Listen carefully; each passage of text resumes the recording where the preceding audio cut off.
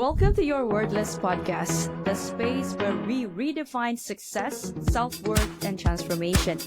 I am Nick Nieras, the soul-centered architect of transformation, helping you unlock your highest potential and build a legacy beyond limits. Now, whether it is self-mastery, career breakthroughs, or wealth creation, this is where change begins. Now let's dive in.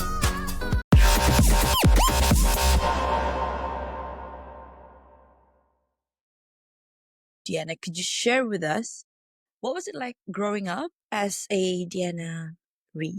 I'd like to say I had a pretty fortunate childhood. My parents are still married to this day. My dad worked in construction, so he was the provider. My mom was home most of the time when we were really young. Um, it was the type of childhood that I think most people would want. I was very happy, very well taken care of, and I had two sisters to keep me company, one older, one younger, so I could pick on one and get picked on by the other. It all evened out. Yeah, it even out. Okay, so what got you into marketing? What is a backstory about your career? The backstory of my career is I've always been kind of a left brain and right brain person. I blame it on being left-handed. I like to be. Me too. I can relate. See? Well, it's so hard being a lefty living in a right-handed world, but the benefit of it is I feel like you really get this duality. You're so used to kind of having to reverse things in your mind or whatever to accommodate. And I think it just plays really well into marketing. I Mhm. love analytics. I love really diving into data. I'm not such a fan of math, but data and trying to figure out what the data means has been really interesting to me. But at the same time, I was also a very creative person. I used to do clay crafts. I would paint, not very well, but I would paint. And once computers really became a thing and you could do art on computers, I used to create all these posters just for fun. And it just happened that I saw somebody at work that was our VP of marketing, saw her doing it in her office and was like, oh my gosh, you can get paid to do this, and was just hooked on marketing right then and there. And I took some classes. The more classes I took, the more I became involved in kind of the marketing industry, and the more I realized it is a never ending education. Our Yeah. technology is growing so rapidly, we're innovating constantly. And so that's why I got my bachelor's degree, then I went and got my master's degree. Now I'm doing my doctorate. I really don't think I'll be stopping there. I feel like it's just Wow. continuing to take courses. So much is changing. I mean, the marketing from today is completely different than the marketing I did when I first started 15 years ago. And Yeah. so, but Who? Oh my gosh. I mean, I sometimes when I hear about people like you and I feel like I wanna get into the market, but then you're early. I always peg myself as late, right? But then no one is ever late to join the bandwagon. And right now, I feel hearing from you, you must have been in the industry for 2 decades at least. Or close to it, yeah. my God, here I am. Just wait, hang on. I just launched Instagram last month, so it's like, oh my God, compared to that, a long way to go. But then if you keep at it with whatever that's available to each one of us right now, you can self-educate, you can follow people like yourself or anybody, just keep on putting the work and then don't lose focus. I mean, when I say this, yeah, you're I saying, I was gonna say, I'm sorry. I wanna touch on your comment about you feel like you're coming in late. yeah, You are coming in at the perfect time because, like I said, when I started, we did marketing very different. It was the starting of, well, internet had been around for a little bit, but you didn't have Google Ads. You didn't have all of the analytics that you have at your disposal now. You're coming in with already a comfort ability with digital tools, and you're going to be able to learn them quickly. You're going to be able to utilize all the digital tools right away to help you out. There's no bad habits. There's no old habits. We're a completely different industry. You're coming in, it's like you're coming into a new industry because we are new compared to what we were when I started. And so you're not having to adjust. You're coming in, Yeah, yeah. okay, This is how we do things right now. yeah. Yeah. So it's definitely a benefit, not a hindrance. Don't feel like you're coming Okay. in late in the game. You're not. You're coming just as the game's getting started.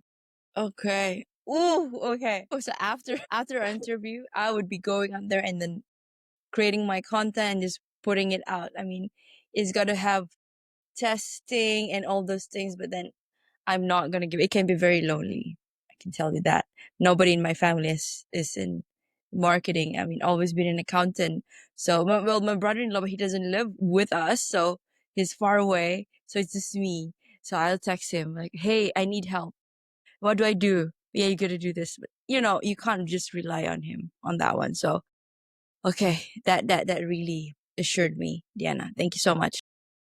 Well, I'm glad. Yeah, definitely. Don't even sweat it.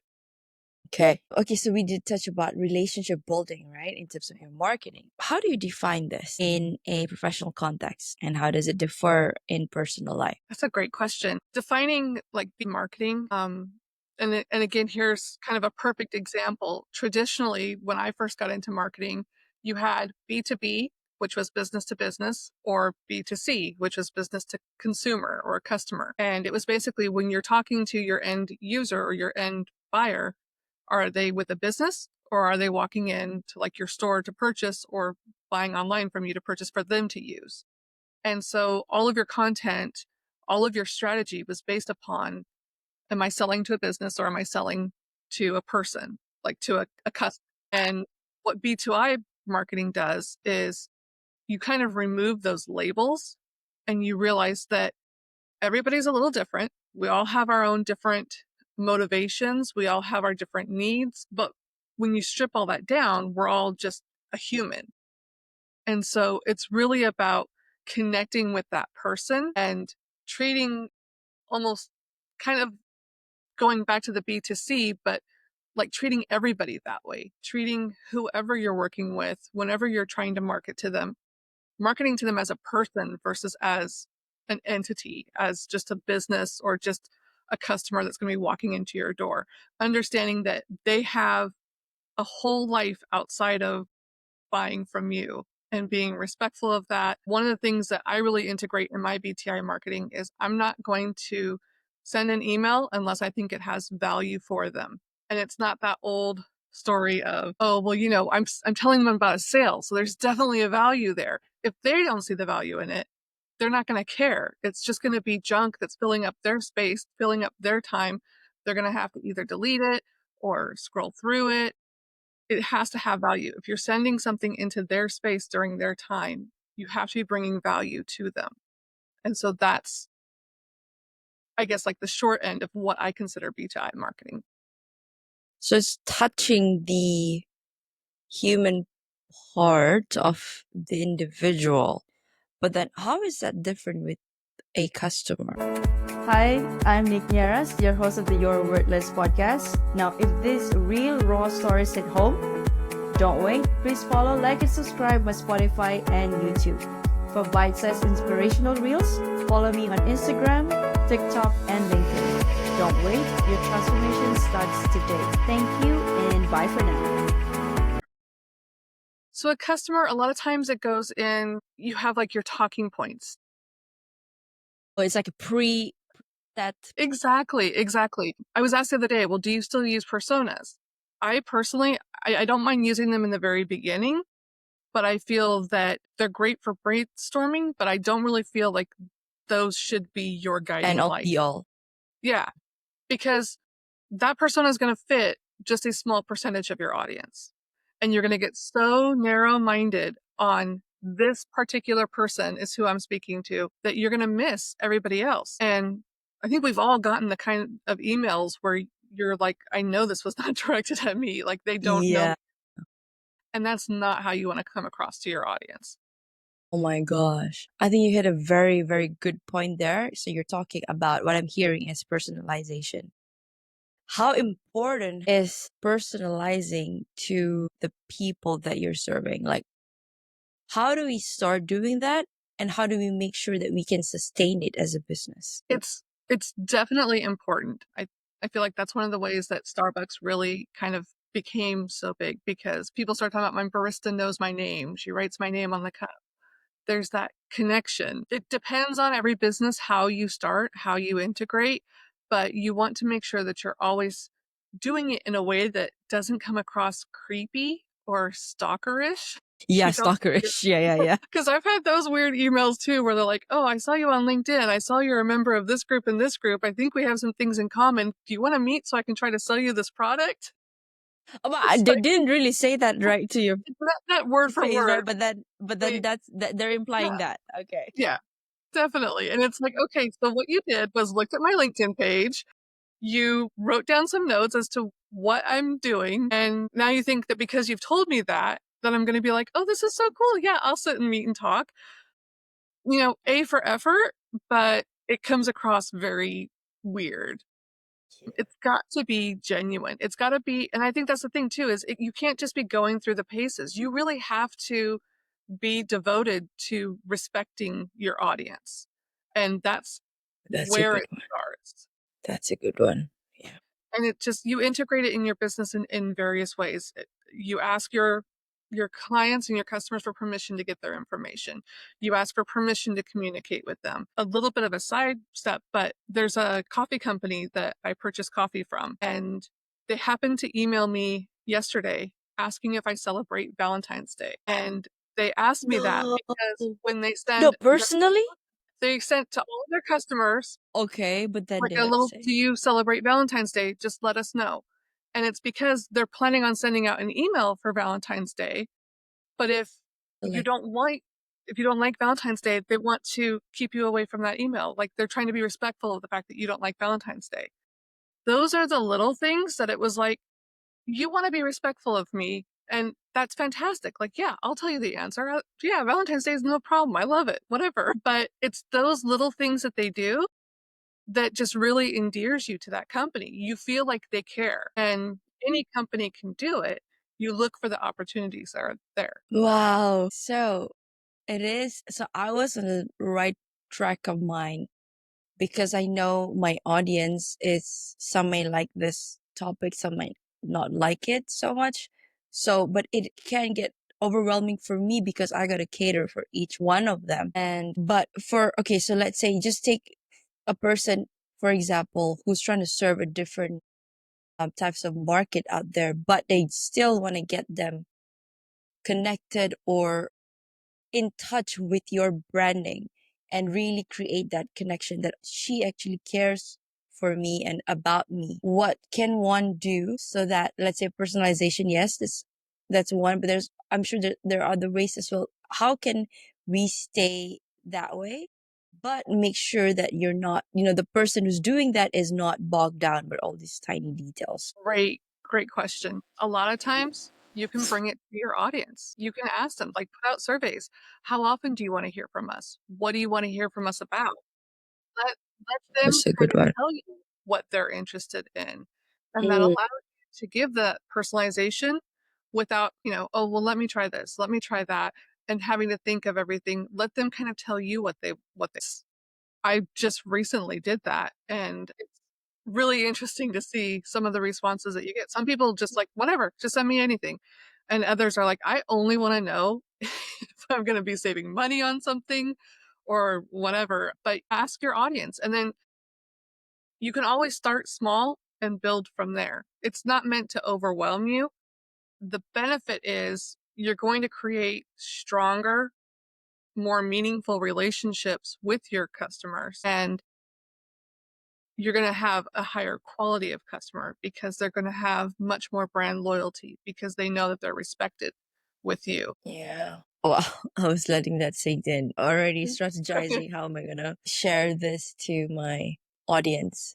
Well, okay, thank you for that, Deanna. Whew. Okay, so how can we maintain authenticity? Becoming a podcast host was a natural extension of my second act. And after spending 15 years in the corporate world, I've transitioned to helping individuals overcome challenges like navigating tough relationships, career burnout, and aligning their mission with their soul's calling. By certifying as an RTT hypnotherapist and a lifestyle coach, I've made it my mission to empower people to recreate the life they deserve and building a supportive community through my podcast. Now, let me ask, are you facing challenges like struggling to reprogram your mind to attract wealth, weight issues that feel like a constant yo yo, insomnia or restless nights from daily worries, or just a lack of confidence in public speaking?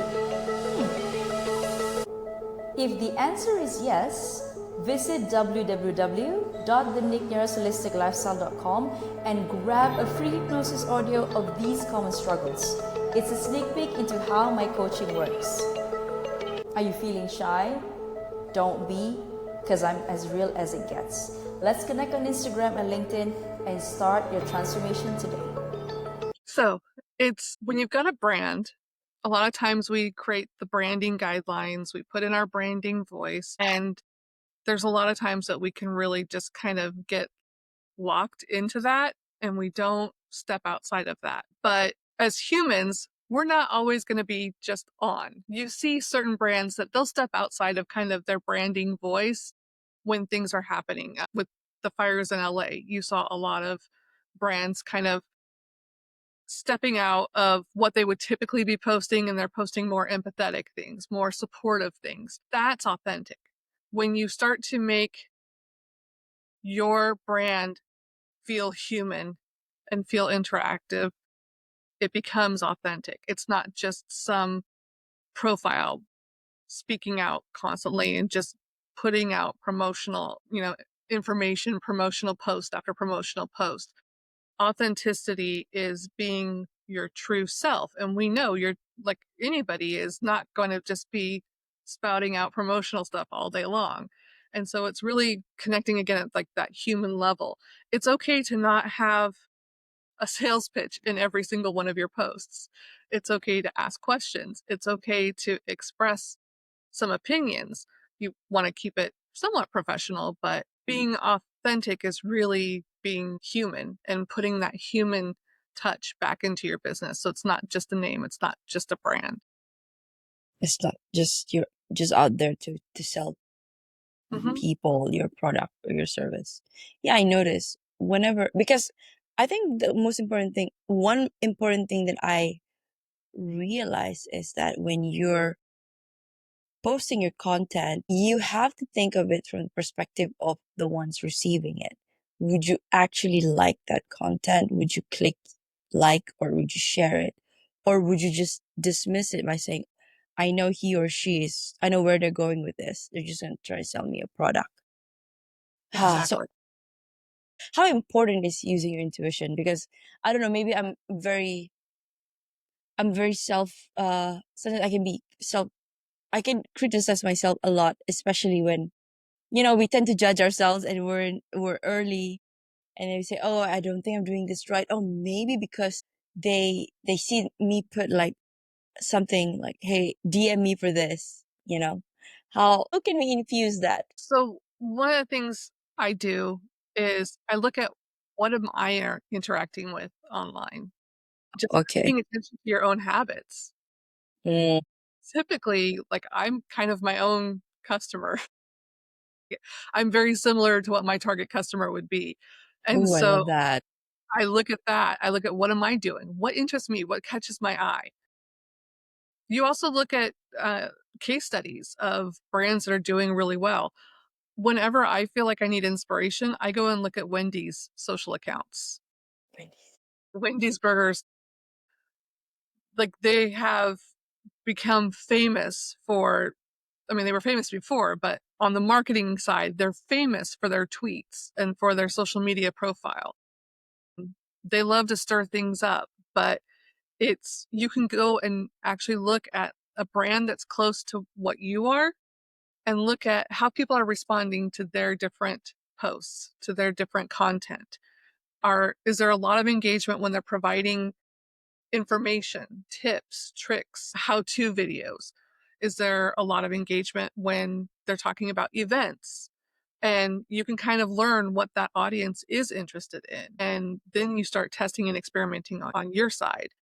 How can I make this unique to me? How can I make this an extension of what our business is and make it really resonate with that audience? between putting me as the center of, say, do I like what I sell to myself versus what does the market want from me? How would you divide that? I am so, this is just me thinking out loud. That's a really good question. So again, for me, like I just know I am my typical, what my typical client would be. Your typical client may be a little bit different than who you are. That's where all of the data becomes really important. Right. Okay.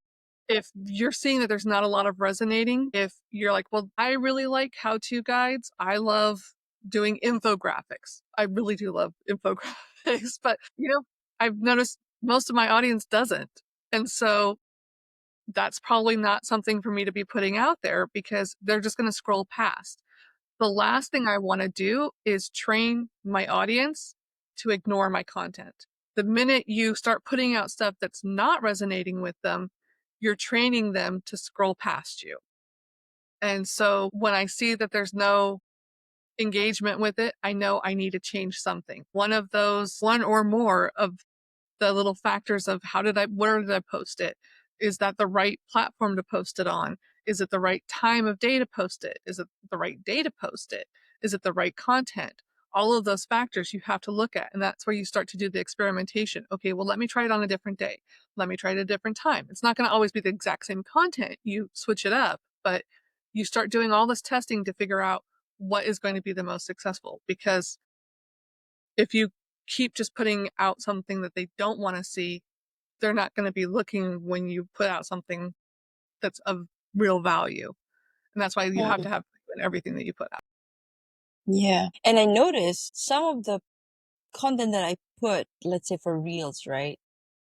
It's getting some views, but there are no comments. But like I see it, like there are views, but then there are no comments. I'm like, okay, am I doing something wrong? And I kind of, yeah, yes, I was just gonna sorry. say it's hard because it's like as a user, and it's awful. Confession time. I'm a marketer. I know how important comments are, but I am notorious for watching and being like, "That's really cool," and then just flipping on to the next. Like, and then grow was. And so See, it's the human psychology, right?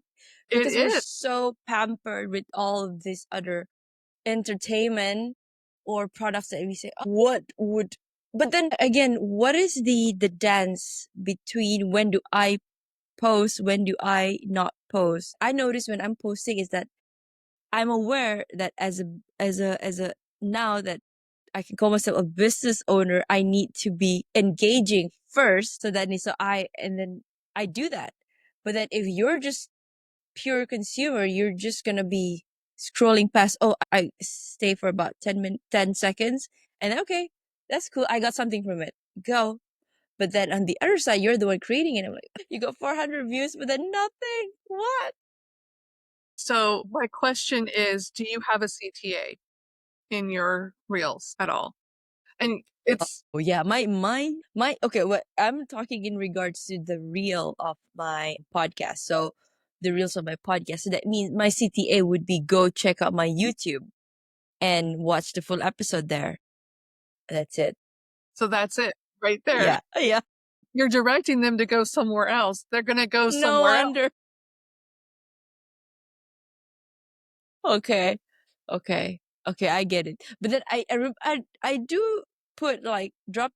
What are the key takeaways for you? Drop them in the comments. Crickets. So try asking what types of episodes they'd want to see in the future. When you talk about key takeaways, most of the time when people are on social media, like you and I, we go on social media because that's our business. That's Yeah, that's where we're living to make transactions.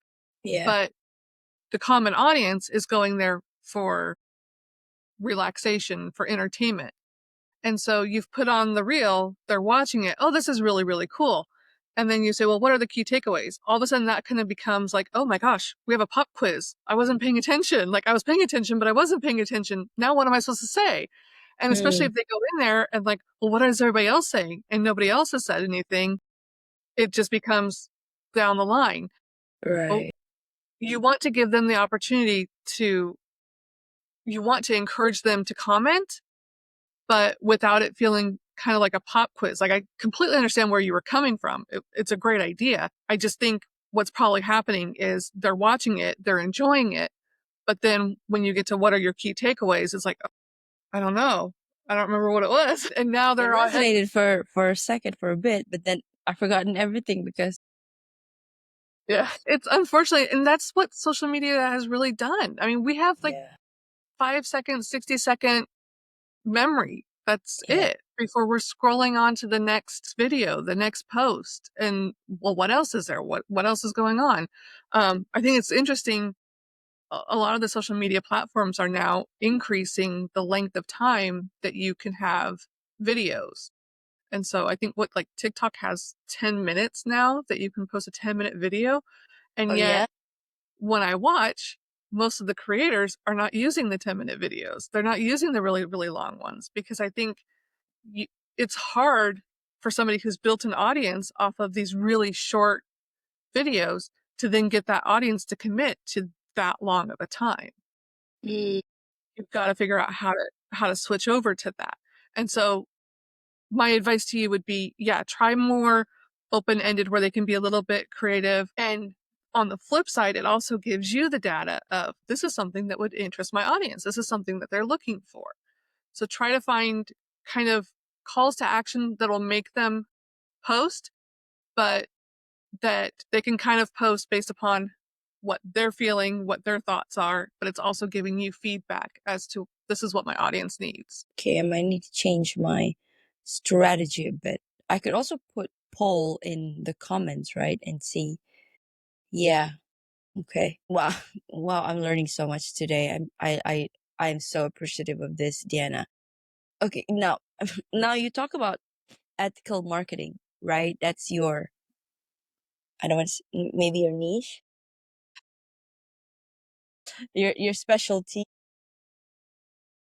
It's It's definitely really important to me. I think of way back, kind of the salesperson had this really bad stereotype of, they're just trying, and a lot of times marketing was the same way. I mean, if you've ever seen the show Mad Men, you see it's all, oh, we're going to do smoke and mirrors. We're going to convince them this. And so we've had kind of a bad rap in that.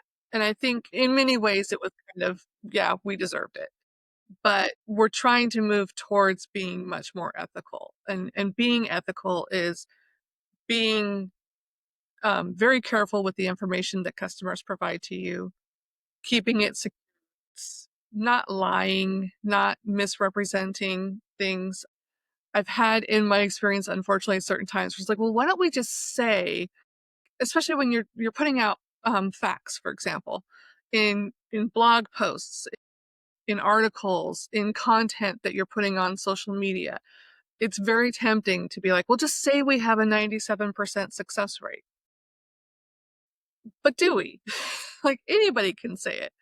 Yeah. But the minute that they start working with us, if they don't feel it, then you've just kind of, it's obvious to them that, okay, well, if we weren't very accurate in that, what else were we not accurate when we talk to them about?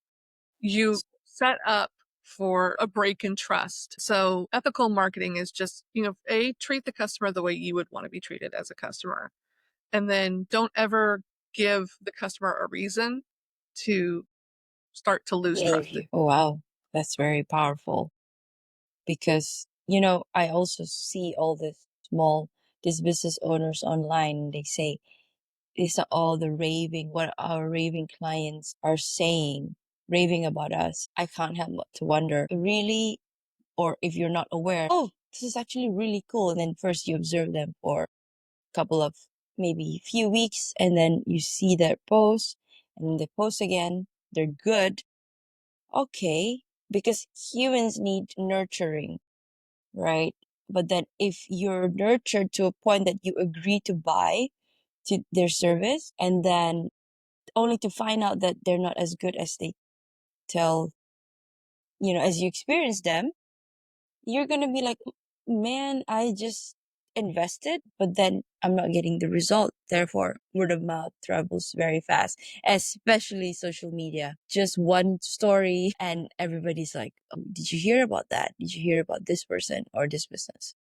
So it's a jungle out there. It's a jungle, but if you have your own light, you have your own lane, and you stay true to that lane, you have your integrity, and you take heed from other marketers that have done this, forge their own path, and just replicate that, but not forgetting your true essence. Then you can get you'll get there, I think. 100%. I mean, you hit the nail on the head. I mean, that is the formula for being successful, is you kind of look at what's working for others. You take those concepts, you make them your own, but you do it in an ethical way and in a way that's going to resonate with your audience, and you're going to be successful. But kind of going back to what you mentioned about the reviews, one of the things that I personally, I don't ever trust a company that has nothing but 5-star reviews, because Yeah. I mean, if you're selling to a marketer, yeah, I mean, we're human. Mistakes happen. None of us are perfect all the time, every time. And so if you have 45, either you're paying for your reviews or you're blocking the ones that are less than 5 stars, or you're yeah. making, but it's very, very rare that you would find a company that really, really has nothing but 45-star reviews. I've never worked for a company that I would think earned nothing but 5-star reviews. I mean, mistakes happen. You work with them and you take care of them, but that's one of the things that I look at quite frequently, and that's kind of where it gets into the ethical. Like, let the reviews be the reviews. It's more how you respond to the negative reviews than the negative review being there. If a negative review is there and you just don't respond to it or you delete it, that's not the right way to go about it. It's reaching out to that customer, responding to that review in a very ethical, empathetical way, and reconnecting with them, earning their trust back, earning that, like showing them that respect. And it could be anything from, um, apologizing for poor service, offering, them to come back and you'll make it right, to, we had somebody who, one of the places that I worked, we had somebody complain about their rate of pay. And so we reached out to them directly, spoke with them, and then kind of then turned around and on the review talked about how, we were sorry that they felt that way. We wanted to make it right. We wanted to have a discussion with them. It's all in the way that you address it. You have to show that you really do care and that it matters. And then anybody who reads that, when they're reading the negative review, they're instantly going to look and see, okay, well, what did they say about it? Like, how did they respond? And that's where you win them back. And that's going to be Yeah. so much more powerful than looking at, oh, well, they've got 5 stars all the way. Awesome. Seems so sus. Yeah. It totally does to me. Yeah, seems so sus. So now, because I'm about to post my some of my clients reviews, so some of them are like 4.5. So I was still thinking, what, how do I position this? I'm like, and then you just said it. Okay, I think you should. Yeah, okay, I'll choose that 4.5. All right. So Deanna, you're doing marketing now. What else are you doing? That's a big question. What's keeping you occupied? What is currently keeping me occupied is a little side project that I started out of just, I really believe in mentorship and, well, a couple things. I believe in leadership, but leaders who are mentors, they're partners, they're supporters. I think good leadership skills are really, really important. And I think there's a lot of people out there who call themselves leaders, but don't really quite get what a leader should be. And I think we become so competitive in our work that it's like, oh, well, I can't show them that. Like, then they'll know that too. And I think that's not the right way. Like, I really feel like we should support each other. And so I've started creating this project. It's called Lead, Teach, Market. And it's all about empowering people, helping them become better leaders, better mentors, and better marketers. And it doesn't necessarily mean you have to be in a marketing position. It's marketing yourself professionally. It's all about building this community of people that are going to support each other, they're going to uplift each other, and they're going to help each other so that we can become the best version of ourselves professionally. Wow. Wow. Lead, teach, and Well, market. Wow. And this is a community that you're building? I'm building it. It's going to be the way I've envisioned it is I'll Mm. have a podcast. Um, No, you're gonna be I'm terrified. no, don't be. I think you're great. Thank you. um, it's a podcast, it's doing online events, and then also doing in-person networking events. And so we'll have trainings that we can do, teaching on different leadership styles, how to integrate them into your leadership style. We'll have mentoring groups. One of the things that I want to create within it is like an AI mentoring group, because I've done a lot with AI recently and been on some panels, and I'm realizing everybody has different levels of AI comfort and AI understanding. Thankfully, I've found that people that are using it are much more willing to, oh, let me show you the prompts that I use. And so that's great, but you have to kind of know them. I really want to have this like group built so we can really start to kind of put together that shared knowledge and help each other become better marketers with AI, better professionals using AI in our business. So there's a lot of big plans for it. It's gonna take some time, but I'm working on it. We've almost got the website launched, hopefully like in the next couple of weeks, and then it's just gonna be building from there. And then I've got to get the guts to start the podcast. I think you're gonna do great. I love the initiative and I want to be a part of it. It Well, you're sounds so definitely welcome. exciting. I'd love to have you a part of it. Okay, thank you. I am gonna wait for that. Yeah, we're connected on LinkedIn, so once it's up there, just drop me a line, and yeah, I'd love to join. Oh my Well, god, yeah! Finally, I'm not on this on my own. exactly. And that's exactly, I don't want any marketer or any professional to feel alone. Like, and that's the weird thing is there's not a lot of professional training within businesses. It's kind of like you're supposed to come with that experience and that knowledge, but nobody wants to provide that experience and knowledge. It's all kind of on the job training. And that's when you Yeah. pick up bad habits and Mm. you're not learning everything. You're just learning whatever those people know or from experience or whatever. It's so valuable to really be able to provide people. Again, I've had experience with leaders that didn't quite understand leadership. There wasn't a lot of support, and I've felt alone plenty of times. And I don't want anybody else to feel that way. There should be support. The most important thing for me is I don't want you to have to go broke doing it. And so I'm working however I can. I'm looking at any kind of funding or grants that I can do so that I can provide all of this without charging people or charging people just a very small fee to keep it going. But I really want it to be accessible to anybody so that anybody can come in, learn from it, and grow with it, and not have to worry about how am I going to afford it? Or if I do this, how am I going to afford everything else I have going on? So I really want it to be inclusive that way. I just want to give you a hug, virtual hug. Okay, Deanna, we're gonna pivot to a self-worth question. And the question for you that I chose today was is negative self-talk. So well, we all have this, and negative self-talk can impact the way we see ourselves, or if it's bad enough, we tie it to our sense of self-worth. What do you do when you have that? How do you pull yourself out of it? So this is actually like probably the perfect question for me. Kudos on your intuition because I can be the queen of negative self-talk. That's partly why I'm like nervous about the podcast because I have really, really, really bad stage fright for so long in my life.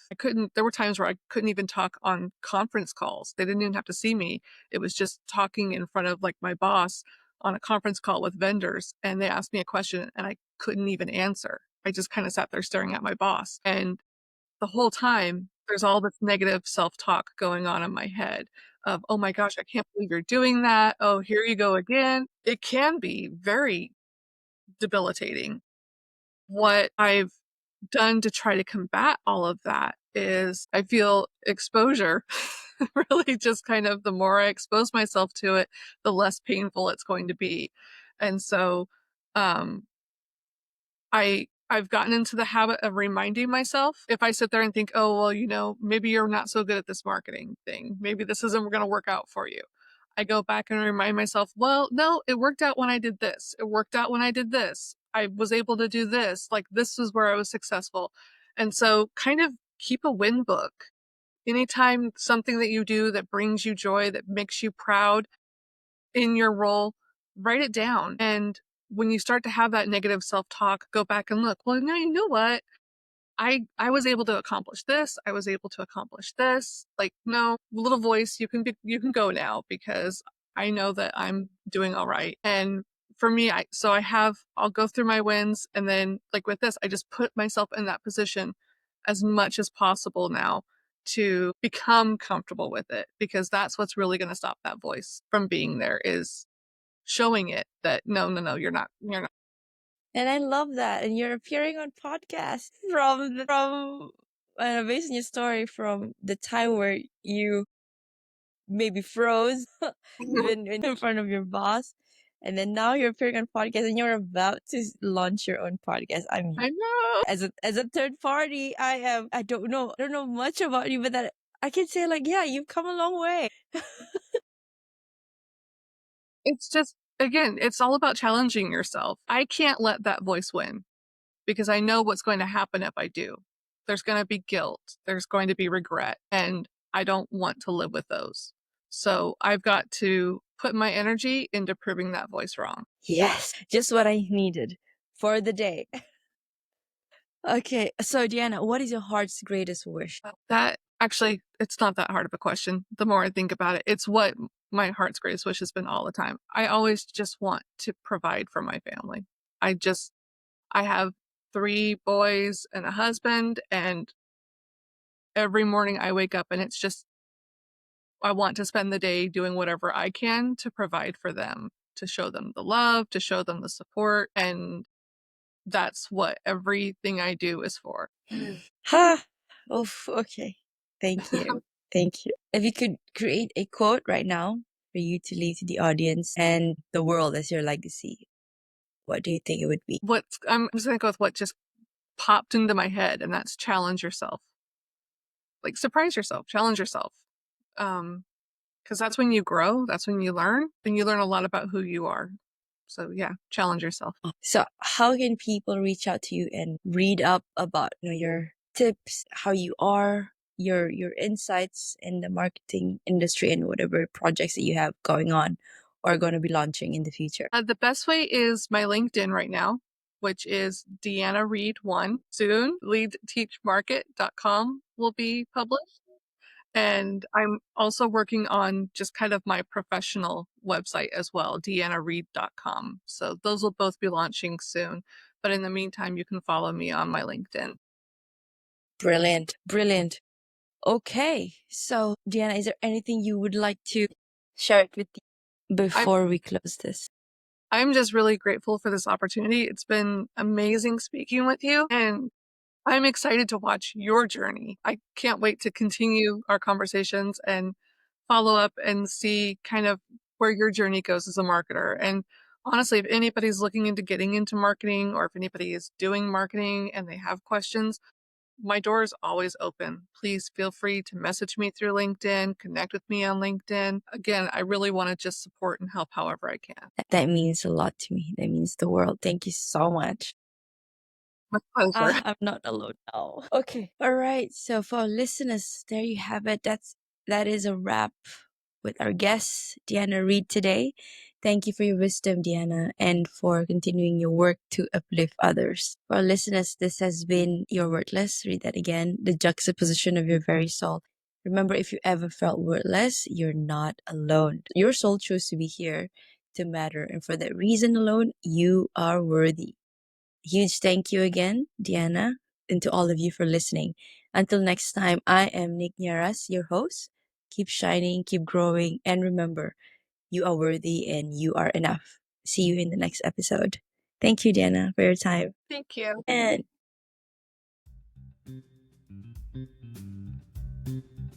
hi, Deanna. Good evening to you. How are you? Good. Hi. How are you? I'm doing great. I'd like to say thank you for saying yes to be interviewed today. And for our listeners, I'd like to introduce myself formally and to you as well. My name is Nicolette. I am the creator for the podcast titled You're Worthless. Read that again, the juxtaposition of your very soul. Okay, today we're going to talk about digital marketing. And before that, I'd like to introduce you to our listeners today so they can get ahead of what they're diving into today. So, if you allow me. Hello, everyone. We have Deanna Read here with us. Deanna is a digital marketing strategist and expert in B2I, business to individual marketing. With a passion for integrating AI into marketing, she focuses on creating deeper, more meaningful connections between brands and their audiences. She's also a thought leader in relationship-based marketing and is currently pursuing a doctorate in strategic marketing. Wow. So, welcome to the show, Deanna. Thank you. I'm so happy to be here. Thank you so much. So, for our listeners, we talked a little bit about our background and we shared some sentiment about how I just joined the marketing space. Why? Because I just launched my own hypnotherapy practice. And just before that, I started Your Worthless podcast. But I didn't think much about marketing Your Worthless to the masses. I was just producing it because it was more for my own, it's very therapeutic for me. Hence, there's another story for that. I named my podcast You're Worthless because I felt that.